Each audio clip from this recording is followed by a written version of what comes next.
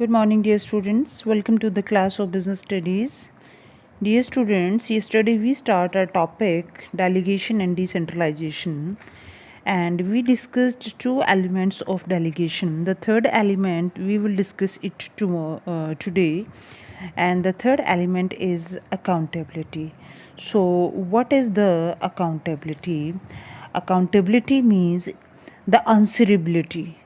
Answerability means to answer someone. Okay, means if you are given some work to do, आपको कुछ काम करने के लिए दिया है, and you are assigning authorities and responsibilities of that particular work to another person, means आप delegate कर रहे हो उस काम को. So you will not be escape yourself to give answer about that particular task. Suppose कीजिए ए ने, A is the boss, ए ने बी को वर्क दिया है और बी ने वही वर्क सी को असाइन किया है. तो हेयर अगर आप देखते हैं कि सी काम करने में कोई भी डिफ़ॉल्ट करता है तो he will not answer to A. Okay, A को आंसर कौन करेगा? बी.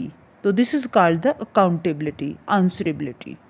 ओके, तो let's take a read. It refers to the answerability of the final outcome of the assigned task. जो भी काम दिया गया है उसका जो फाइनल रिजल्ट है उसके बारे में ये बताता है. इट फ्लोज अपवर्ड, ये ऊपर की तरफ जाता है. मीन्स यहाँ ए जो हमने देखा कि सी किसको आंसर करेगा? बी को, और बी किसको करेगा? ए को. तो this is the accountability. Features की देखिए इसकी क्या है. First, accountability can not be delegated. Yes, as I told you कि बी को ही आंसर करना पड़ेगा ए को. तो यहाँ पे जैसे अथॉरिटीज़ एंड रिस्पॉन्सिबिलिटीज़ दी उसने, तो डेलीगेट किया काम को, वर्क को उसने. बट यहाँ पे वो अपनी आंसरेबिलिटी को डेलीगेट नहीं कर सकता, वो अपनी अकाउंटेबिलिटी को डेलीगेट नहीं कर सकता. He has to give answer to A. Okay, तो it can not be delegated. It is only towards the delegators. और ये हमारी जो अकाउंटेबिलिटी किसके लिए बनती है? जो जिसने हमें डेलीगेट किया. जैसे सी ने किसको किया है? बी को. बी को किसने किया है? ए को. तो A will answer, sorry, C will answer to B and B will answer to A. तो this is the accountability. Third point is it basis is senior subordinate relationship. Of course it is that कि एक superior है, एक subordinate है, senior है, junior है. तो उसी केस में जो है डेलीगेशंस होता है, अकाउंटेबिलिटी बनती है. अगर सपोज किए A and B are the employees of the same level, तो they can't accountable to each other. वो एक दूसरे को आंसर नहीं करेंगे. ओके, तो it will be towards the upward level. Okay, it originates because of delegation of authority. और ये क्यों होता है? क्योंकि अथॉरिटी डेलीगेट की गई है, रिस्पॉन्सिबिलिटीज़ डेलीगेट की गई है. अदरवाइज अगर कोई काम किसी को दिया ही नहीं गया है तो there is no authorities and responsibilities. Okay, so you may see the difference between these responsibilities and authorities. You may see the difference. First is responsibilities में क्या होता है? assigning the job और answerable to the superior to the words performed. इसमें हम काम सौंपते हैं, यहाँ पे हम उसके लिए आंसर करते हैं. We are ready to give the answer. Okay, delegation में इसमें अथॉरिटीज़ रिस्पॉन्सिबिलिटीज़ दोनों मिलकर डेलीगेट की जाती है. It can not be delegated. हम अकाउंटेबिलिटी को डेलीगेट नहीं कर सकते.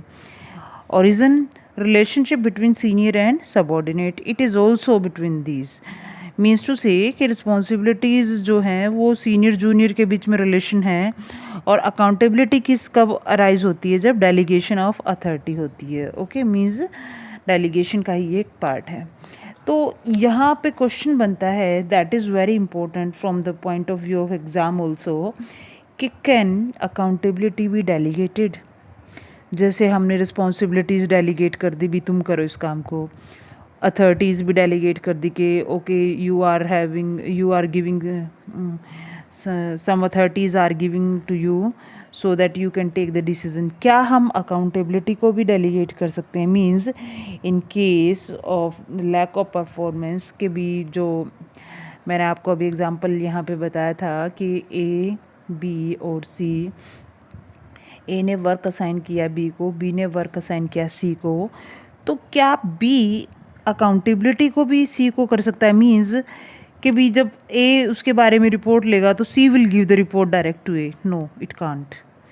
Accountability can not be delegated at any time. Okay, so let's take the read.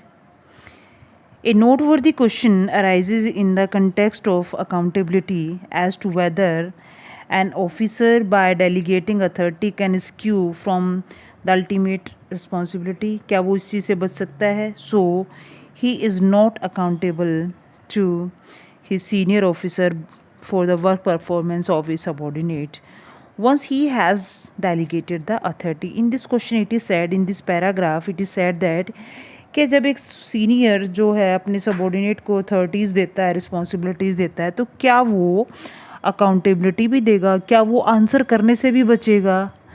So the answer is no, because only authorities can be delegated, not the accountability. Okay, here one example is given to make you more understand. So let's read the example. A chief manager assigns jobs to a departmental manager who in turns assign his job to departmental managers along with assigning of the job. यहाँ पे एक chief manager है ए, वो अपना जो job है वो departmental manager को देता है और इसके बदले में डिपार्टमेंटल मैनेजर क्या करता है? अथॉरिटीज़ और रिस्पॉन्सिबिलिटीज़ डेलीगेट करता है अपनी जो जूनियर्स को. तो कहता है कि but this will not terminate his accountability. लेकिन इसका मतलब ये नहीं कि वो अपने जवाब देने से बच जाएगा. He has to give the answer. Okay, so I think it's enough for today.